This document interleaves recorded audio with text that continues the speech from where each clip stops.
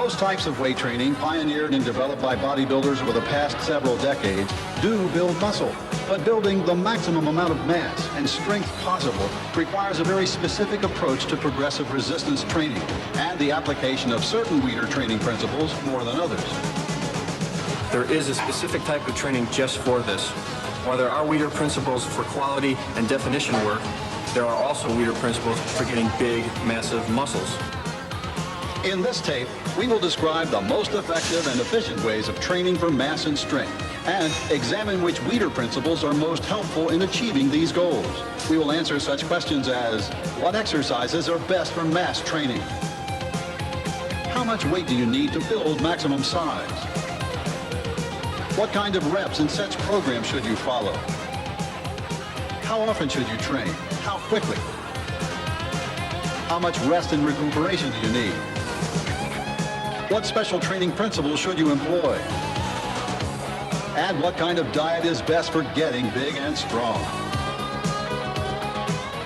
Of course, the overall volume of a muscle is affected by a number of factors. Mitochondrial mass, for example, the energy factories within a muscle cell, glycogenation, the amount of carbohydrates stored in the cell, and blood supply.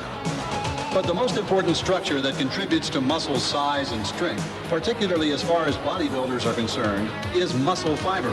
You produce the most massive and strongest muscle possible by hypertrophying the muscle fiber, that is, making it bigger and stronger. You accomplish this by following the proper program of progressive resistance weight training and using the appropriate training principles to build maximum mass. And the most basic of these is training with heavy weight. You have to have some muscle to work with before you start finishing it off. If you don't have the mass, there's nothing to finish. Then you're wasting time doing a lot of finishing movements when you don't have the muscle to finish off. I still think I would be influenced to work reasonably heavy. You can go for the burn all you want and you will not get results. I agree with you that the heavier weights is where it's at as far as putting on the mass. You really have to train for mass by training with heavy weights to interject and stimulate the muscles into responding. They need to develop the muscle mass in order to get it to have enough mass to file down later on for competition. And the only way to get that mass is to use heavy power training.